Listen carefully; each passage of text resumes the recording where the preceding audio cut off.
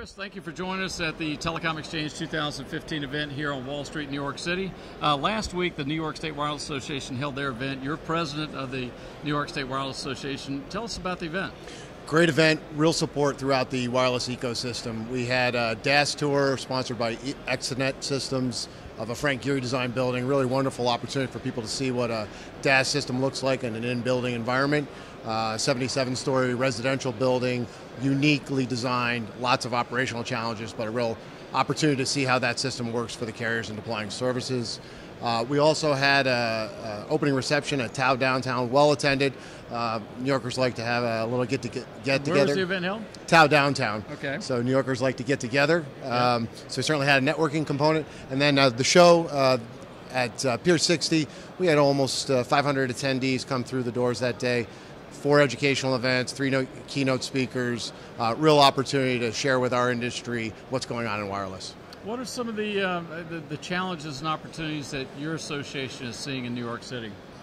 New York City and New York in general, obviously we've gotten to the point, I think, 20, 30 years now with wireless where consumers understand the need for wireless services, government understands the benefits of wireless services. There's still some barriers to deployment for purposes of how you're going to deploy a broadband, mobile, robust experience for the consumer. So across the spectrum of New York State, including New York City, I think those challenges still exist and there's some work to be done.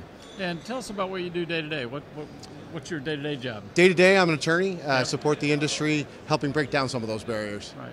And what are some of the unique challenges that you're seeing in New York City relative to either deploying in-building DAS or small cell? In-building DAS right now, I think obviously at a tier 1 level, you're seeing a lot of, whether it's the enterprise or the end user, looking at the deployment of those types of services as a necessity. The challenge at a certain level is how do you get to the next level of building tier 2, tier 3 type deployments.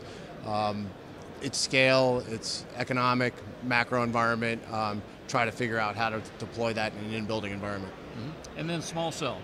Small cell, actually this conference has been quite interesting. You're seeing a lot of the fiber folks. In fact, as I've been walking around today, a lot of the fiber folks are coming up to me and saying, how do I get involved with small cell? And that's something new, I think, that I haven't seen quite before, where there's a bit of a convergence happening between the fiber and the small cell community because they're going to work together. Yeah, this is the 3rd year, 4th year I've been at this event, and I always enjoy coming to this event because it's almost entering a different world. You know, we go to all the wireless events in Barcelona and North America, and then you come here and it's the fiber guys. And it's funny because I used to be in the fiber business with Metropolitan Fiber Systems, building metro fiber rings, et cetera. And a lot of these folks are guys I knew 15 years ago. But it literally is 2 different worlds. As a State Wireless Association, are you going to do more to foster conversations between your group and maybe the groups here? We are. That's part of the reason I'm here today. A lot of the fiber groups have actually started to inquire about how they can get more involved with our organization. So we look at it at New York State Wireless as an opportunity to expand and grow, build the ecosystem around what's happening in terms of the environment, whether it be fiber, data centers, small cell, DAS, macro environment, the operators, they're all kind of coming together. So today is a really interesting opportunity to have those conversations and see how we can build New York State Wireless that way. Okay, final question. You mentioned earlier the governments and the building owners are starting to get it in terms of they need coverage capacity, but does that mean that the building owners are actually being easier to work with to get in-building coverage, and by the same token, are the city governments really making it easier for people to deploy these networks? I think that's really the talking point where we are right now, and it's a bit of an educational process. It's a bit of fundamentals in terms of economics of what CapEx is involved and OpEx is involved for all the different stakeholders to get to that discussion point where we're kind of balanced. I'm not sure we're there yet.